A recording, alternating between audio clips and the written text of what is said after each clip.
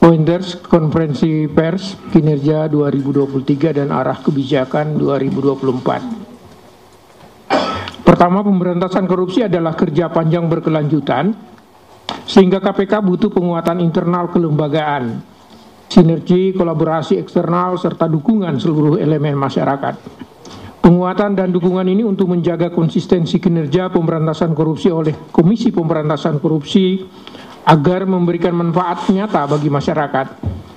Kedua, selama tahun 2023, KPK bersama institusi aparat penegak hukum lain, kementerian, lembaga, pemerintah daerah, CSO, akademisi, penggiat anti korupsi, dan seluruh elemen masyarakat telah bahu-membahu dalam upaya pemberantasan korupsi. Hal ini menunjukkan bahwa korupsi adalah musuh kita bersama.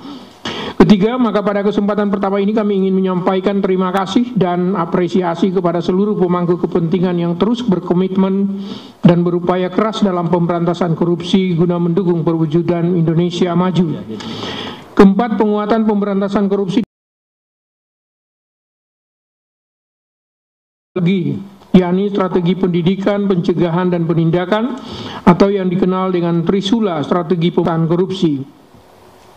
Kelima, kemudian untuk melaksanakan tugas pemberantasan korupsi secara berkelanjutan, maka penting untuk memastikan bahwa setiap tahapan dan prioritas kerja disesuaikan dengan arah kebijakan tahunan yang sesuai dengan rencana strategis 5 tahunan dan roadmap jangka panjang pemberantasan korupsi sampai dengan tahun 2045. Oleh karena itu, sebagai wujud transparansi dan pertanggungjawaban KPK kepada publik atas pelaksanaan tugas pemberantasan korupsi sekaligus rencana fokus ke depannya, maka kami akan menyampaikan capaian kinerja 2023 serta arah kebijakan KPK di tahun 2024 mendatang. Pertama, selama 2023 ini KPK telah melakukan penanganan perkara tindak pidana korupsi dengan rincian sebagai berikut. Penyelidikan sebanyak 127 perkara, penyidikan 161 perkara, penuntutan 129 perkara, pelaksanaan eksekusi 124 perkara, perkara yang berkekuatan hukum tetap inkrah sejumlah 94 perkara. Penanganan perkara di KPK salah satunya bermula dari pengaduan masyarakat. Selama tahun 2023 KPK menerima 5.079 laporan. Dari jumlah tersebut 690 laporan diarsipkan dan 4.389 dilakukan verifikasi. Selanjutnya dari jumlah tersebut 1.962 dalam proses telaah, 3 laporan diteruskan kepada pihak eksternal, 9 laporan diteruskan kepada pihak internal, 2 laporan masih dalam proses verifikasi, dan 2.413 laporan diarsipkan. Adapun 5 wilayah terbanyak dalam penyampaian pengaduan adalah sebagai berikut. Ini Humas konsisten penggunaan istilah laporan pengaduan. Ada waktunya Anda menggunakan laporan, ada pengaduan. Ya. Adapun 5 wilayah terbanyak dalam penyampaian pengaduan adalah sebagai berikut. DKI Jakarta 759, Jawa Barat 483, Jawa Timur 430, Sumatera Utara 354, dan yang kelima Jawa Tengah 270.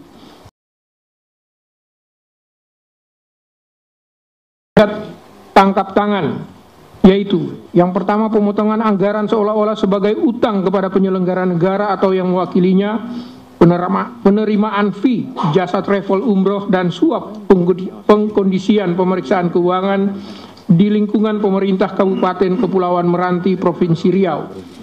Kedua, suap proyek pembangunan jalur kereta api di wilayah Sulawesi Selatan, Jawa bagian tengah, bagian barat, dan Jawa Sumatera. Ketiga, suap proyek pengadaan layanan digital Bandung Smart City. Keempat, suap pengadaan barang dan jasa di Basarnas. Kelima, suap pengkondisian temuan pemeriksaan BPK di Kabupaten Sorong Provinsi Papua Barat Daya. Keenam, pemberian hadiah dan janji dalam rangka pengurusan perkara di Kejaksaan Negeri Bondowoso, Jawa Timur. Ketujuh, suap proyek pengadaan jalan di wilayah Kalimantan Timur. Dan yang terakhir, kedelapan, pemberian hadiah atau janji mendapatkan proyek pengadaan barang dan jasa serta pemberian di lingkungan Provinsi Maluku Utara. Selama 2023 KPK juga telah mengembangkan penanganan perkara tindak pidana pencucian uang sejumlah 8 kegiatan dengan tersangka. Yang pertama Muhammad Syahrir dari TPK Suap dan Gratifikasi Perizinan di Pemprov Riau. Kedua Ghazal Basaleh dari TPK Suap Penanganan Perkara di Mahkamah Agung. Ketiga almarhum Lukas NMB dari TPK Gratifikasi di Pemprov Papua. 4 Riyatono Laka dari TPK Gratifikasi di Pemprov Papua. Kelima Rafael Aluntri Sambodo dari Gratifikasi di Ditjen Pajak Kementerian Keuangan. 6 Andi Pramono dari TPK Gratifikasi di Ditjen Pajak Kementerian Keuangan. Ketujuh Catur Prabowo dari TPK Pengadaan Fiktif pada PT Amarta Karya. Dan ke-8 Sahrul Yasin Limpo dari TPK Pemerasan di Lingkungan Kementerian Pertanian. Ketujuh, kemudian dari sejumlah penanganan perkara di atas, KPK berhasil melakukan aset recovery sebesar 524.415.553 rupiah. Aset recovery menjadi salah satu sumbangsi nyata hasil pemberantasan korupsi terhadap pemasukan kas negara melalui penerimaan negara bukan pajak. 8. Selain itu, hibah dan penetapan status penggunaan PSP KPK dapat melakukan efisiensi biaya perawatan atas aset-aset yang dirampas sekaligus mendorong aset-aset tersebut dapat segera dimanfaatkan oleh pihak lain. Dari penanganan perkara-perkara tersebut, KPK melakukan integrasi antar strategi penindakan pencegahan pendidikan, diantaranya penanganan perkara yang bermula dari pemeriksaan LHKPN. Yang pertama, pada tahun 2023 KPK telah menetapkan 3 orang tersangka dari pengembangan pemeriksaan LHKPN sebagai instrumen pencegahan korupsi, yaitu Rafael Aluntri Sambodo, Andi Pramono, Eko Darmanto. Adapun selama tahun 2023 KPK telah melakukan pemeriksaan terhadap 299 LHKPN. Jumlah ini meningkat sebesar 53% dibanding tahun lalu, yaitu 195 pemeriksaan. Ketiga, sejumlah 299 pemeriksaan tahun ini meliputi 123 untuk pemenuhan permintaan penindakan dan unit kerja internal, 80 untuk pemenuhan kerjasama dalam rangka seleksi jabatan pada instansi lain, 96 merupakan inisiatif Direktorat LHKPN.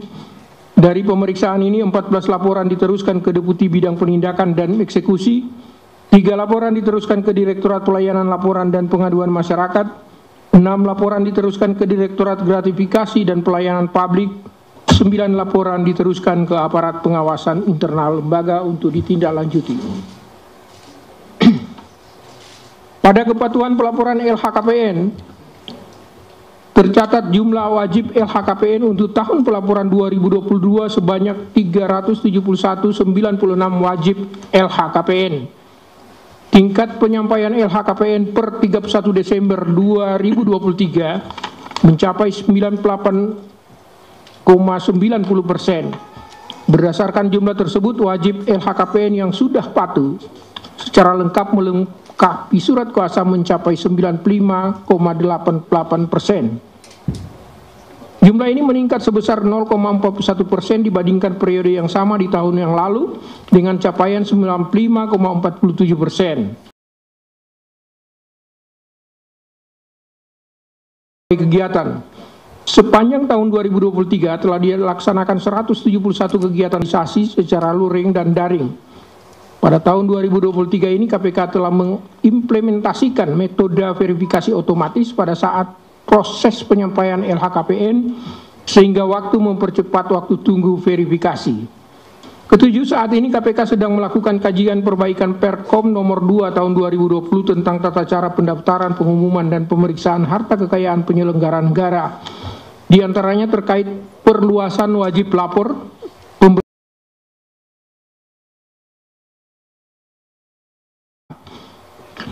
8. Dalam kesempatan ini KPK sekaligus mengingatkan kepada para penyelenggara negara dan wajib lapor LHKPN periodik 2023 3. Untuk segera menyampaikan laporannya secara faktual hingga batas akhir pada 31 Maret 2024.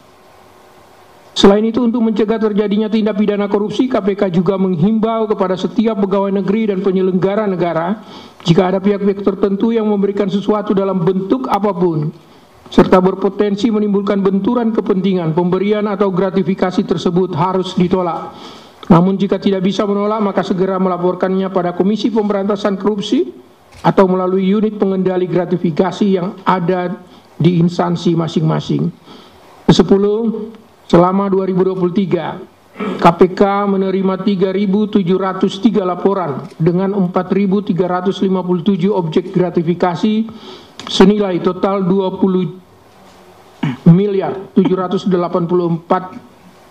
20.309.246.000.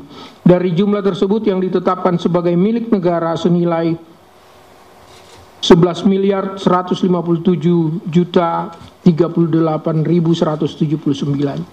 Akan dilanjutkan rekan kami.